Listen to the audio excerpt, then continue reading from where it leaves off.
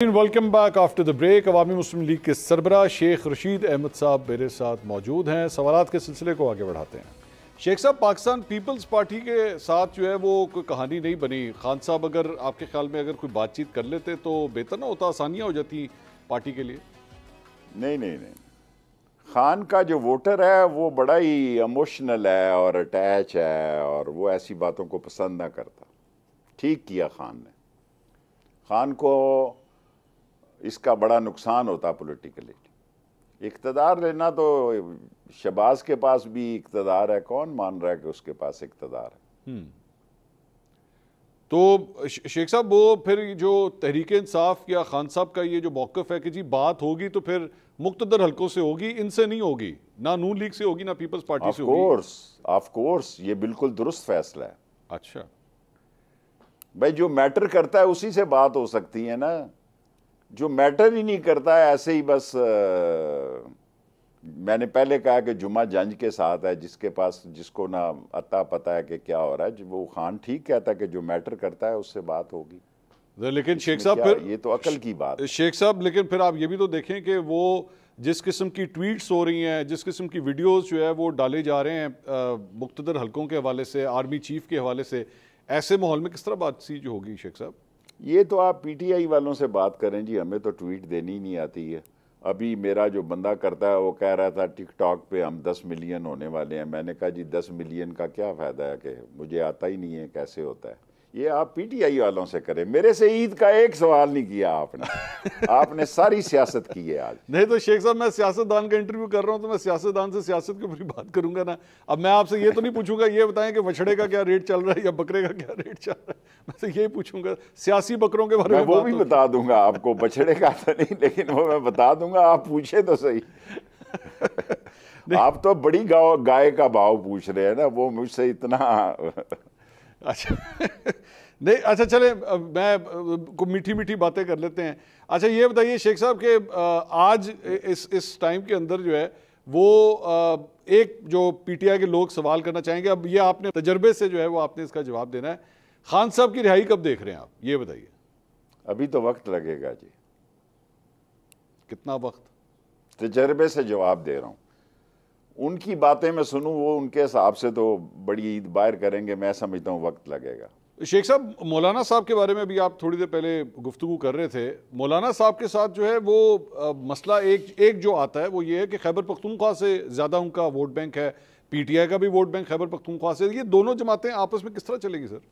سر فضل الرحمان کا آپ دیکھیں کہ افغان بارڈر پہ جتنے مدرسے ہیں نا وہ فضل الرحمان کے ہیں۔ کاش آپ نے افغانستان کی جہاں ہم نے جالی لگائی ہے، بارڈر بند کیا ہے، اس کو آپ دیکھیں وہ تمام مدرسے مولانا فضل الرحمان کے ہیں۔ اور ریلیجس فورسز میں فضل الرحمان کی ایک سے ہے جسے ختم نہیں کیا جا سکتا۔ اسمبلی میں جیتا بھی جا سکتا ہے، ہارا بھی جا سکتا ہے۔ میں جیتا بھی ہوں اور ہارا بھی ہوں، لیکن اس کا مطلب یہ نہیں ہے کہ دینی حلقے میں مولانا فضل الرحمان کی اہمیت اور اس کی عزت میں کوئی فرق پڑا ہے۔ میں نے مفتی محمود صاحب کے ساتھ بھی ختم نبوت میں کام کیا جب دارالعلوم تعلیم القرآن میں آتے تھے، اور آئی جی آئی کے ساتھ بھی میں نے مفتی محمود صاحب کے ساتھ کام کیا ہے۔ دینی حلقوں میں ان کا ایک مقام ہے، ان کے مدرسے ہیں بہت بڑے سارے پاکستان میں۔ شیخ صاحب آگے اگر اب ذرا تھوڑا لائٹر سائٹ کے اوپر نا جلدی آپ سے سوال کرنا چاہوں گا، تاکہ آپ نے گلا کیا کہ عید کے اوپر نہیں سوال کرے تو پھر لائٹر موڈ کے اوپر ذرا کچھ سوال کرتے ہیں۔ اگر آپ کو نواز شریف صاحب کا فون آ جائے، آج عید والے دن آپ کو فون آ جائے، تو شیخ صاحب کیا کہیں گے ان کو، کیا پیغام دیں گے انہیں؟ میں مسلمان ہوں، عید کی مبارک کوئی دے تو میں مبارک۔ فون یہ تو نہیں دے گا کہ مجھ سے گلے مل لے سیاد، وقت بھی ہے، موقع بھی ہے، اور نو نو نو نو نو۔ اور مجھے پوری امید ہے میں اس کو جانتا ہوں۔ کوئی مشورہ دینا چاہیں گے میاں صاحب کو؟ فون شون کچھ ہاں جی نہیں، کوئی بیان نہیں دینا چاہتا ان کو۔ بڑے میاں صاحب کے لیے کوئی بیان؟ عمران خان کو عید مبارک کہتا ہوں آپ کے پروگرام سے، یہاں سے میرے خیال میں پہنچ جائے گا، آپ کا پیغام بالکل پہنچے گا۔ پی ٹی آئی کے بہت سے لوگ یہ پروگرام دیکھتے ہیں انشاءاللہ۔ اچھا یہ بتائیے شہباز شریف صاحب کو اگر کوئی پیغام دینا ہو آپ اس ہمارے چینل کے ذریعے، تو وہ کیا پیغام دیں گے انہیں؟ کوئی تجویز، کوئی پیغام، مشورہ؟ میں ان کو پیغام دینا چاہتا ہوں کہ پاکستان جو ہے اس کے حالات انتہائی تکلیف دہ ہیں. غریب آدمی آپ کے دور میں زمین بوس ہو گیا ہے. اگر کچھ نہیں ہو کر سکتے تو اقتدار کو چھوڑ دو. آصف علی زرداری صاحب، ان کو کیا مشورہ دیں گے، پیغام؟ آصف علی زرداری صاحب کو میں یہی مشورہ دوں گا کہ کافی آپ نے کھیل لیا ہے اور اس ملک کے نقصان میں آپ کا حصہ بھی پورا ہے. اچھا، اب ظاہری بات ہے انہوں نے بلاول کا پوچھا ہی نہیں آپ نے. میں ادھر ہی آنے لگا تھا کہ آپ میں سر ادھر ہی آنے لگا تھا کیونکہ پھر اگلی جنریشن تو آ گئی ہے نا اب ان کی. بلاول صاحب کے لیے کیا مشورہ ہوگا آپ کا؟ اس کو میں عید مبارک دوں گا. اچھا، ان کو عید مبارک. مریم نواز صاحبہ، وزیر اعلیٰ پنجاب؟ وہ بیٹی ہیں، میں بچیوں کے بارے میں کبھی بات نہیں کرتا. عید مبارک تو کہہ سکتے ہیں نا شیخ صاحب، وہ تو آپ ایک اچھا جسچر تو دے سکتے ہیں بیٹیوں کو. عید مبارک تو میں نے ساری عالم اسلام کو کہہ دی ہے. کتنی دفعہ آپ نے صرف ایک ہی لفظ رکھا ہے عید مبارک، باقی سارا آپ نے سیاست کھیلی. شیخ صاحب یہ بتائیے کہ اب یہ پنجاب کے اندر جو ہے لگتا ہے کہ نون لیگ نے، کیونکہ اب ذرا پنجاب کی پولیٹکس کے اوپر بات نہ کی تو پنڈی آپ کا شہر ہے، پنجاب کے اندر آپ کے خیال میں نون لیگ اب کم بیک کر لے گی؟ اب تو حکومت بھی ان کے پاس اور وہ اسی چیز کا انتظار کر رہے تھے حکومت ہمارے پاس آ جائے. کیونکہ میں اس لیے سوال کر رہا ہوں کہ پرویز الہی صاحب بھی بالکل خاموش ہو گئے ہیں، جب سے واپس آئے ہیں باہر نکلے ہیں بالکل خاموش ہیں. دیکھیں، میرے اگر تجربے پہ جاتے ہیں کہ نون لیگ کو میں اب کوئی عوامی سیاسی پارٹی نہیں تصور کرتا. اچھا، جو حال بے نظیر کی شہادت کے بعد اور اس کی حکومت کے بعد پیپلز پارٹی کا پنجاب میں ہوا، یہی حال نون لیگ کا ہوگا. میرے سارے ڈویژن میں نہیں سمجھتا کہ وہ، میں اپنے پنجاب میں ہوں، میں ان کی پوزیشن بڑی بڑی بڑی بڑی ہی خراب دیکھتا ہوں. جتنی خراب آپ سمجھ سکتے ہیں، گالی گلوچ کی حد تک لوگ گئے ہوئے ہیں. شیخ صاحب حنیف عباسی صاحب آپ کے یہاں سے جیتے، وہ نہیں جیتے جنورلی، ووٹ لیا سر انہوں نے. آپ خود فیصلہ کر لیں، اگر آپ کا دل پہ ہاتھ رکھ کے فیصلہ کریں. سر میں تو لوریا ہوں نا، مجھے تو پنڈی کا اتنا نہیں پتا، آپ کو بہتر پتا ہے، پنڈی بوائے تو آپ ہیں. آپ کو سارا کچھ پتا ہے منصور صاحب، آپ کو بڑے گھر کا بھی پتا ہے. سر بڑے گھر کا جتنا لیکن آپ کو پتا ہے نا، اتنا تو میرے خیال میں پاکستان میں کسی کو نہیں پتا. جتنے سال آپ نے لگائے ہیں. اور مجھے گیٹ نمبر 4 کی حد تک پتا تھا، یہ نئے گیٹ بن گئے ہیں کوئی. اچھا، نئے گیٹ بھی آ گئے. جب مجھے پتا تھا وہاں اس وقت گیٹ نمبر 4 سے ہی آیا کرتے تھے. اب تو اتنے گیٹ بن گئے ہیں کوئی پتہ ہی نہیں لگتا کون کس گیٹ سے گھس گیا. شیخ صاحب آپ کی گیٹوں میں انٹری بند کب ہوئی ویسے؟ اسی دور میں بند ہوئی جی، جب ہماری حکومت ختم ہوئی اس دور سے میرا کسی سے رابطہ نہیں ہوا. سو میری کوئی انٹری نہیں ہے اور کسی کے ساتھ سلام دعا نہیں. وجہ میں نے آپ کو بتا دی، میں نے انٹرویو ان کی مرضی کا نہیں دیا. اس کے بعد بھی انہوں نے مجھے 3 دن روکی رکھا کہ شاید یہ انٹرویو دوبارہ کرنا پڑے، لیکن کوئی خدا کا بندہ تھا، اس نے کہا جان دے اس بیچارے نو. اچھا، ویسے شیخ صاحب کیونکہ آپ نے خود ان گیٹوں کا ذکر کیا ہے، آپ نہیں سمجھتے کہ پاکستان کی پولیٹکس کے ساتھ سب سے بڑا مسئلہ یہی ہے کہ ہمارے جو سیاستدان ہیں وہ ان گیٹوں سے آتے ہیں؟ اگر ان گیٹوں سے آنا بند کر دیں تو شاید بہتری آ جائے. پاکستان میں ایک بھی آدمی ایسا نہیں ہے جو یہ کہے کہ میں گیٹ نمبر 4 کی پیداوار نہیں ہوں. اس کا نام بتائیں آپ. میں بتا دیتا ہوں سر، بڑے لوگ ہیں. اور مجھ سے اکبر بگٹی کئی دفعہ خفا ہوا اس بات پہ، ولی خان بھی. اچھا، نہیں شیخ صاحب بہت لوگ ہیں، مراد سعید ہو گئے، یہ شیر افضل مروت ہو گئے، یہ وہاں سے ان گیٹوں سے. دیکھیں جی، مراد سعید بچہ ہے، ابھی آپ اس کو، اس کی قربانیاں ہیں، کوئی شک نہیں ہوگا آپ کے خیال میں. میں آپ پہ چھوڑتا ہوں. میں اس ملک کی حکمرانی کی بات کرتا ہوں. پاکستان کے سارے حکمران گیٹ نمبر 4 سے نکلے. کسی کو چیلنج کرنا ہے تو فون میں ہٹ کر مجھ سے، پروگرام سے ہٹ کے کر لیں. میں اسے بتا دیتا ہوں کہ سب لوگوں نے ضیاء الحق کی ریفرینڈم کو بھی سپورٹ کیا اور کہاں کہاں سپورٹ کیا. اور تو شیخ صاحب پھر پاکستان میں کوئی سیاستدان ایسا نہیں سمجھتا جس کا گیٹ نمبر 4 سے تعلق نہیں تھا، سمیت میرے. لیکن ہم آؤٹ ہو گئے، نئے گیٹ بن گئے. جو نئے گیٹ والے ہیں وہ نئے گیٹ کے مزے لیں، ہمارا پرانا گیٹ بند ہو گیا. شیخ صاحب 2018 میں بھی حکومت گیٹوں کی وجہ سے بنی تھی. منصور وہ سوال کرو جس کا آپ کے پاس جواب نہ ہو. نہیں میں تو آپ کے ایکسپیرینس سے کہہ رہا ہوں نا, آپ کہہ رہے ہیں سارے ہی وہاں سے آئے ہیں, تو اس کا مطلب کہ وہ 2018 کی حکومت بھی وہاں سے آئی. میں عید کی قربانی پہ انٹرویو دے رہا ہوں, یہ اس کا بھی جواب آپ کے پاس آیا, آپ شام کو کہہ دیں گے. شیخ صاحب بات یہ ہے کہ یہاں پہ اصل بات یہ ہے کہ عوام کا ریپریزنٹیٹیو جو ہے, جس کو عوام منتخب کرتے ہیں. جب میں یہ کہتا ہوں کہ پاکستان میں کوئی سیاستدان ایسا نہیں ہے جو گیٹ نمبر 4 سے جس کا رابطہ نہیں تھا, تو اس شرافت کی پارلیمانی زبان کو اس زبان تک ہی رہنے دیا جائے. میں نہیں چاہتا کہ خام خواہ ایسی میرے لیے نئے مسئلے پیدا ہوں. شیخ صاحب ایک بریک کا مجھے کہا جا رہا ہے. ناظرین ایک بریک میں نے لینی ہے, بریک کے فوراً بعد جلدی واپس آتے ہیں اور کچھ اور اہم سوالات ان کے سامنے رکھیں گے. Don't go any where.